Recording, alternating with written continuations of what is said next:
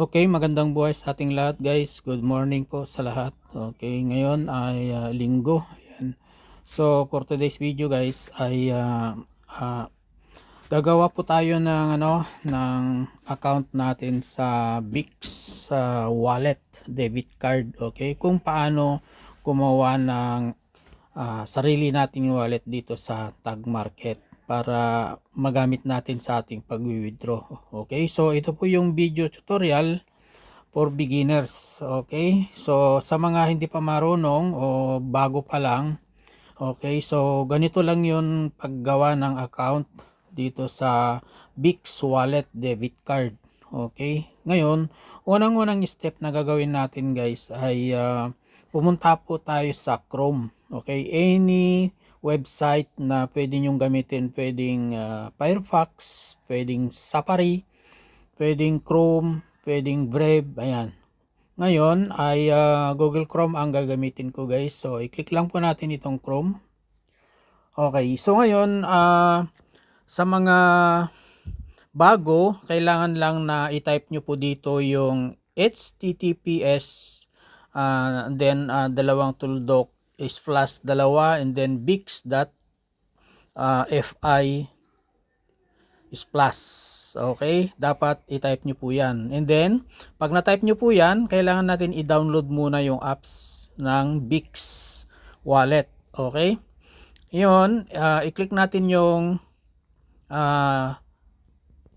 website ng Bix wallet. Okay, so ito na po yung lalabas ngayon. Okay, so ito po yung apps ng Bix wallet debit card. Okay, ngayon ang step na gagawin natin dito, pwede nyo pong i-download sa Google Play o App Store. Okay, sa mga Apple.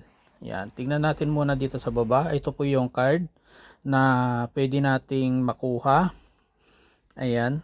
And then, titignan muna natin dito sa baba bago natin i-continue. Okay? Ayan. So, balik po tayo sa taas, guys. Ayan. And then, ang gagawin natin dito is, i-click lang po natin itong 2 lines dito sa right side sa taas.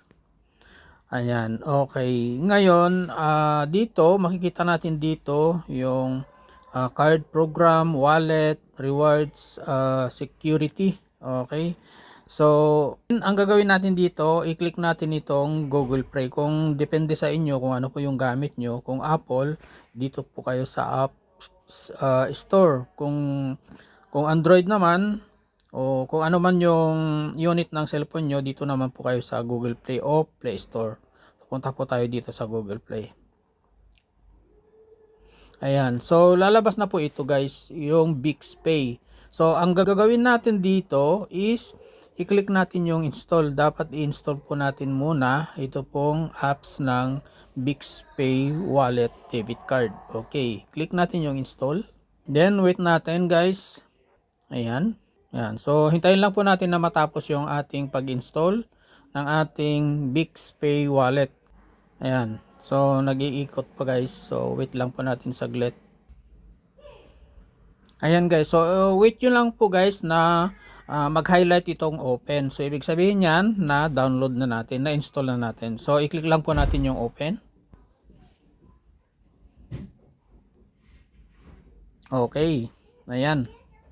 So, sabi dito, update now, yung lumabas po dito. Kailangan natin mag-register po dito. Kung bago pa lang po kayo, need nyo lang po mag-register. Okay. A new version of Bix is ready. Restart now to keep your wallet on the latest secure build. Okay. Pwede nating i-update now. Okay. I-update natin. And then, i-click natin yung register para mag-register na tayo. Ano? So, dito, ilalagay nyo lang po yung email. Okay, yung email nyo kung ano po yung gusto nyong gagamitin na email. Okay. So dapat yung ilalagay nyo na email dito, yung ginamit nyo din po sa inyong Tag Market para same na lang. Okay.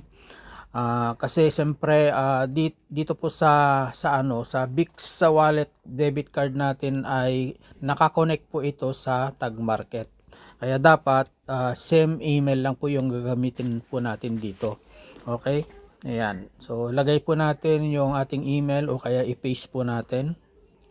And then, pag na-paste na natin yung email natin dito, so gagawa tayo ng password, okay?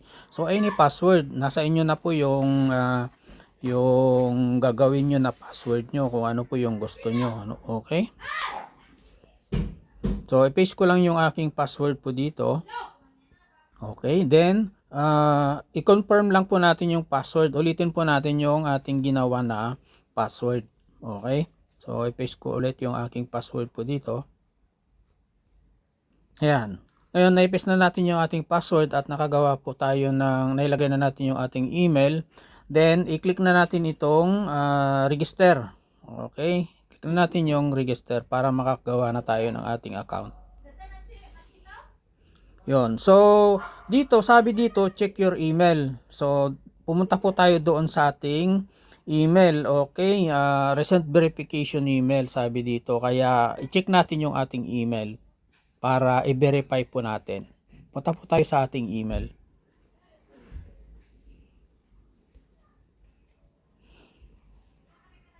Ayan. So, nandito siya. Verify your email address. Click natin yan.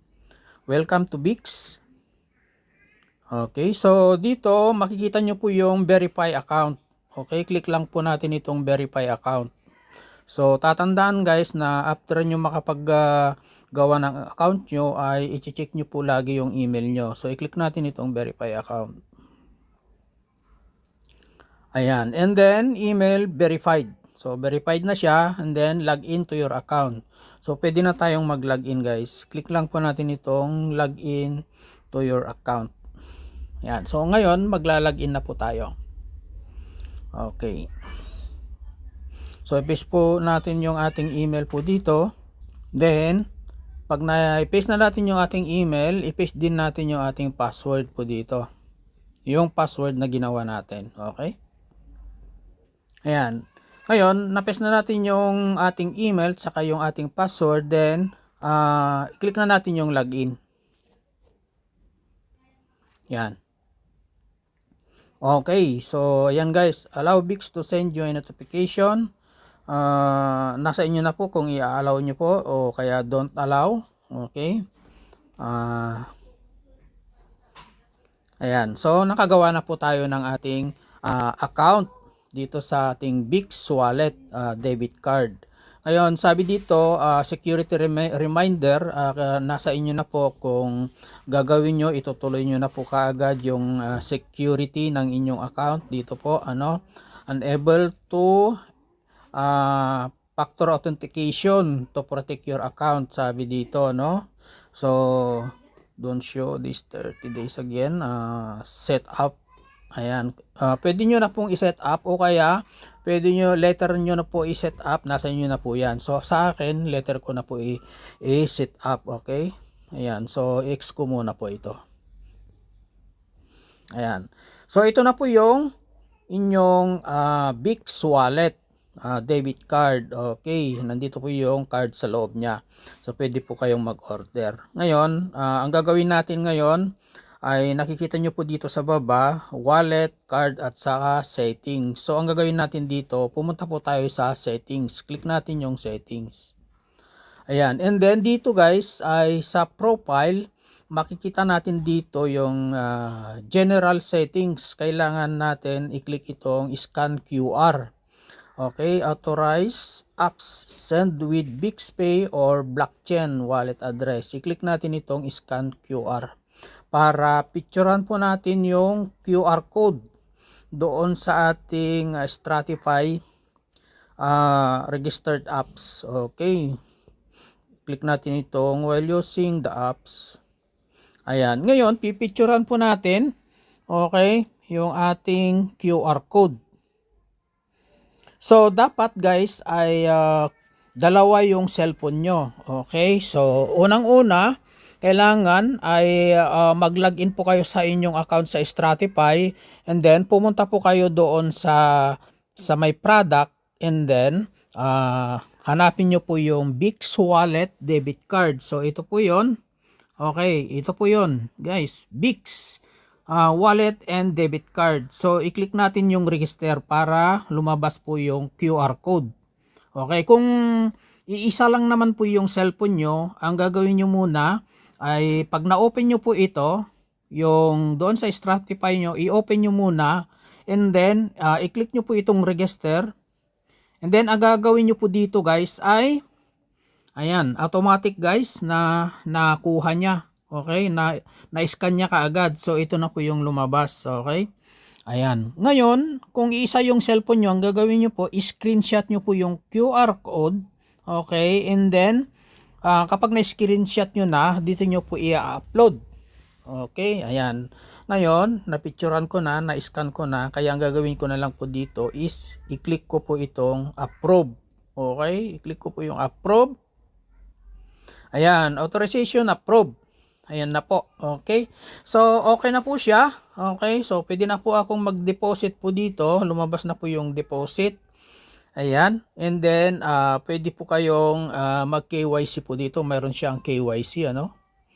So, explore nyo na lang po ang inyong wallet dito sa Bix Wallet debit card. So, pagka nakagawa na po kayo at ganito na po yung lumabas, explore nyo na lang po. Hanapin nyo na lang po dito sa loob. So halimbawa pumunta po tayo dito sa settings o kaya dito sa card muna, okay, o kaya dito sa taas may wallet, i-click natin yung logo nya, try natin, ayaw maklik. Dito naman ayan, okay, sa may profile and then dito hanapin natin itong security. Dito tayo mag setting na authentication. Diyan, i-set up nyo po dito. Click natin yung security. So, dito po kayo mag-set up ng authenticator apps. Okay? So, nasa inyo na po. Kung hindi po kayo marunong, ay magpaturo po kayo sa mga apply nyo. Okay? Sa mga apply nyo na marunong. Okay? Ayan. Then, dito, mayroon na po dito lahat. SMS authenticator. Ayan, email authenticator. Nasa inyo na, pumili na po kayo diyan kung ano po yung compatible na ginagawa nyo sa inyong mga wallet.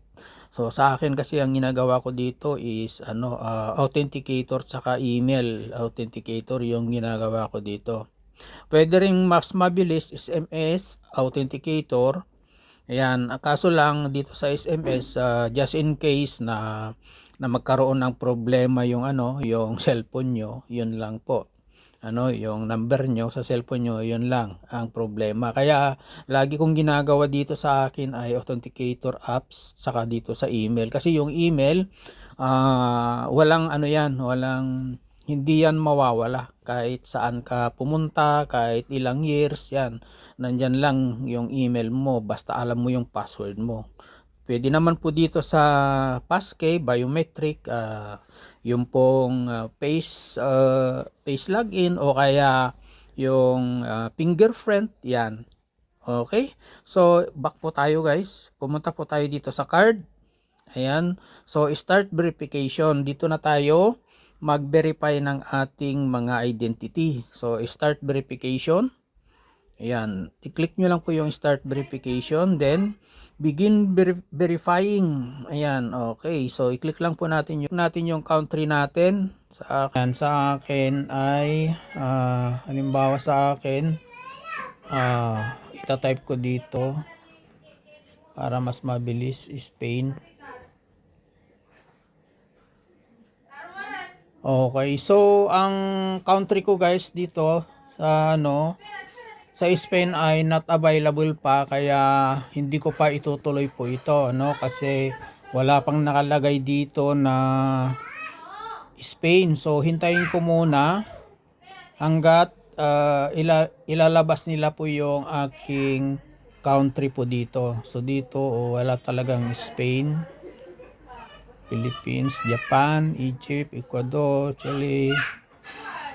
Ayan, so nakita nyo guys walang Spain, kaya hindi ko pa itutuloy po ito. Saka na lang po akong mag KYC kapag ka inilagay na po yung Spain po dito, kasi bago pa lang po ito na nailabas, kalalans pa lang, kaya hanggang katapusan pa naman ito ng ng August.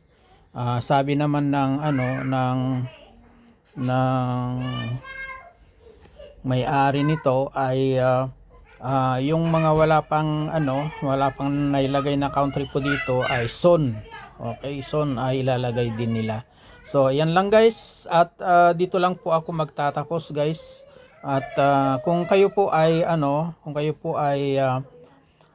mayroon ng makita nyo po dito na country nyo, pwede na po kayong mag KYC agad-agad. Okay?